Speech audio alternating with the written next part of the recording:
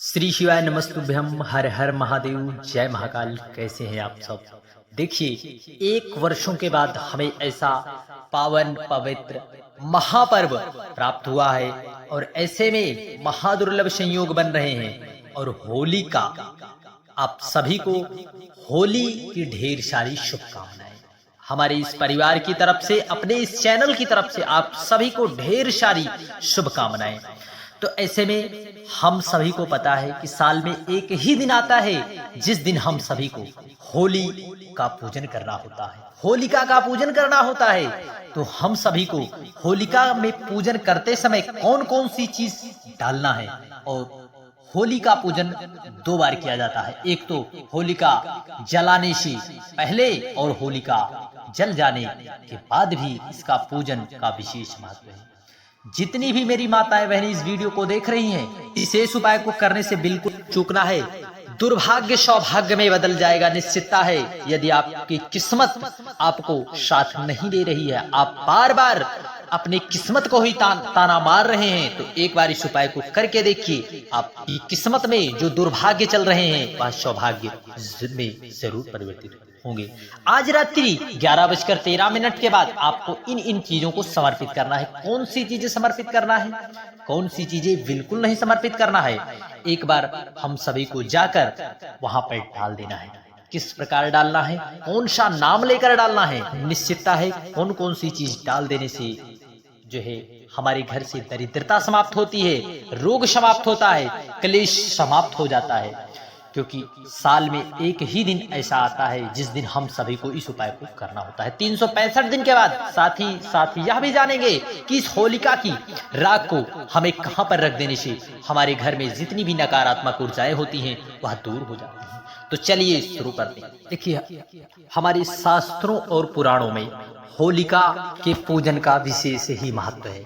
और साथ ही साथ हम सभी लोग, हमारी जितनी प्रिय माताएं बहनें इस वीडियो को देख रही हैं, सभी जो है होलिका का पूजन करने जाते हैं। तो ऐसे में होलिका के पूजन में सबसे महत्व विशेष क्या होता है, होलिका की परिक्रमा करना विशेष महत्वपूर्ण है। होलिका की परिक्रमा, तो ऐसे में हम सभी को कौन सी चीज लेकर जाकर हमें होलिका में डाल देना है, यह है आपकी राई, जिसे पीली सरसों भी कहते हैं। यह पीली सरसों हमारे घर में गंभीर बीमारी होती ही है, और इस राई से साथ ही साथ धन संपदा की भी वृद्धि होती है, हमारे घर के क्लेश भी शांत होते हैं। आपको इस राई जो है अवश्य लेना है, और इस राई को इस होलिका में आपको जाकर परिक्रमा करते हुए आपको डाल देना है। और भगवान श्री हरि नारायण विष्णु से प्रार्थना करना है, प्रभु से, कि प्रभु आप जिस भी जैसी मनोकामना यदि कर रहे हैं तो आपको उसमें डाल देना है। प्रार्थना करते हुए एक बार निश्चित है हम सभी को इस उपाय को जरूर करना चाहिए, क्योंकि साल में एक ही दिन आता है। तो इस छोटे से उपाय को करने से आपका क्या चला जाता है, एक बार प्रैक्टिकल जरूर करें। साथ ही साथ आप सभी लोग एक पान का पत्ता लेना। क्या? पान का पत्ता। पान के पत्ते पर आपको 5 बसाते रखना। कितने? 5 बसाते। यदि आप किसी भी कार्य क्षेत्र में उन्नति पाना चाहते हैं, सफलता पाना चाहते हैं, आपका कोई कार्य नहीं हो रहा है, अटक रहा है, आप जिस भी कार्य क्षेत्र में अपना हाथ लगा देते हैं वह कार्य आपका संपूर्ण नहीं होता।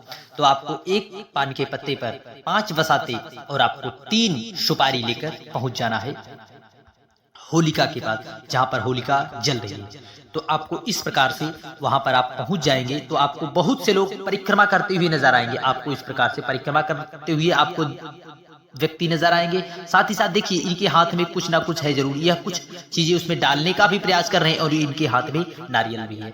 तो आपको जो है जो चीजें आप लाए हैं, आप अपनी मनोकामना कहते हुए इसी में आपको डालकर आपको परिक्रमा कर लेना है। एक बार करके जरूर देखिए, क्योंकि निश्चित है यदि आप जिस भी कार्य क्षेत्र में सफलता पाना चाहते हैं, आपका वह कार्य निश्चित है पूर्ण जरूर होगा। क्योंकि 365 दिन के बाद हमें एक ऐसा पर्व प्रारंभ होता है। बहुत से लोग यह कमेंट्स करेंगे, उनके मन में शंकाएं रहेंगी कि यह तो टोटके हैं। देखिए, यह टोटके नहीं, यह धार्मिक चर्चाओं में हम सभी को श्रवण में मिलता है। तो हम सभी लोग सोचते हैं यह भी इस उपाय को लाभ करने से हम ही तो लाभ प्राप्त कर रहे हैं, साथ ही साथ और लोग भी इस इसका लाभ प्राप्त करें। तो ऐसे में इसलिए हम सभी लोग इस विशेष उपाय को जरूर करेंगे। साथ ही साथ देखिए, परिक्रमा का विशेष महत्व है। आपको कम से कम 7 परिक्रमा जरूर करना है। और साथ ही साथ परिक्रमा करने के पश्चात और सबसे विशेष तो आपको यह हो जाता है कि चाहे आप कुछ चीजें समर्पित कर पाओ या ना कर पाओ, परंतु गौ माता के गोबर से बने उपले आपको जरूर समर्पित करना है। 7 उपले। अब 7 उपले, आप कुछ लोग आपको यह बताएंगे कि आपके घर में जितने भी व्यक्ति हैं उससे डबल। तो देखिए, डबल आपके पास यदि शहर में रहते हैं आपको नहीं पर्याप्त हो, तो हमें जो चीज प्राप्त है उसी, जो चीज हमारे पास प्राप्त है वही पर्याप्त है। तो कम से कम 7 उपले आपको लेना है, या फिर 5 उपले ही आप ले लीजिए।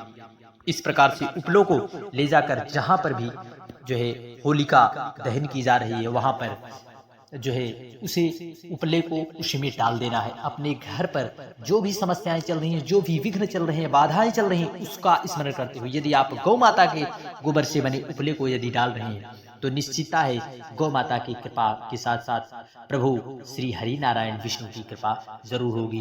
क्योंकि भगवान श्री हरि करुणावत्सल हैं, भक्तवत्सल हैं, वे अपने भक्तों की रक्षा जरूर करते हैं। क्योंकि जब हिरण्याकश्यप भक्त प्रहलाद पर बहुत सी यातनाएं देकर थक हार गया, तब उसने इन्हें अपनी बहन को दे दिया और इन्हें मृत्यु तक पहुंचाने के लिए इनकी बहन ने भी अपना प्रयास जारी रखा। क्योंकि उन्हें ब्रह्मा जी द्वारा एक वस्त्र प्राप्त था कि जिस वस्त्र को जो ब्रह्मा जी के द्वारा प्राप्त था, यदि उस वस्त्र को धारण कर लें तो अग्नि उन्हें जला नहीं सकती थी और अग्निदेव का उन पर विशेष वरदान था, विशेष प्रभाव रहता था। तो उन्होंने जो है भक्त का अहित करने के बारे में उन्होंने सोचा। जब उनके पिताजी, उनके भ्राताश्री ने बार बार प्रयत्न किया, तब भी भक्त का मान नहीं गिरा पाए, अर्थात भक्त का कुछ भी अहित नहीं कर पाए। तब कौन भक्त का अहित कर सकता है जब प्रभु ही उनकी कृपा, प्रभु ही उन पर कृपा कर रहे हों, तो निश्चितता है उन पर कोई भी आंच नहीं आ सकती।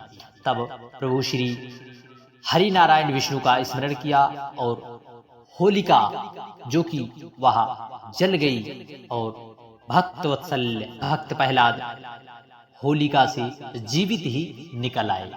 तो हम सभी को प्रभु हरि नारायण विष्णु से यही प्रार्थना करना है कि हमारे जीवन में चल रहे काम क्रोध मद मोह मत्सर रूपी यह विकार जलकर भस्म हो जाएं, ऐसी प्रार्थना करना है। निश्चित है होली के दिन हम सभी को जरूर करना चाहिए।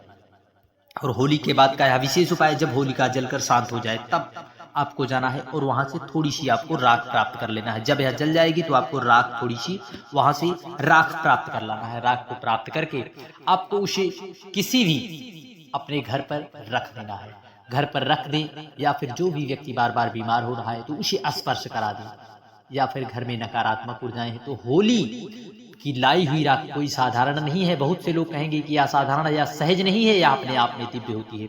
तो आपको इस राख को लाकर भी आप इस विशेष उपाय को कर सकते हैं। राख को ले जाकर प्रभु महादेव के ऊपर त्रिपुंड का भाव भी बना सकते हैं। निश्चितता है यदि त्रिपुंड का भाव बना देते हैं तो प्रभु महादेव की भी कृपा आप सभी पर सदा सर्वदा बनी रहती है। और सोमवती पूर्णिमा है, ऐसे में आप सभी लोग होली का यह पवित्र पावन महामहोत्सव का पर्व बड़े ही प्रसन्नचित भाव से मनावें और प्रभु हरि नारायण विष्णु से यही कामना करें, प्रभु हमें अपने नामों के रंगों में सदा सर्वदा रंगे ही रहना। हम आपसे ऐसी प्रार्थना करते हैं। श्री शिवाय नमस्तुभ्यम, हर हर महादेव, जय महाकाल। वीडियो की जानकारी के लिए चैनल को सब्सक्राइब कर कमेंट में हर हर महादेव लिखना ना भूलिए। जय महाकाल।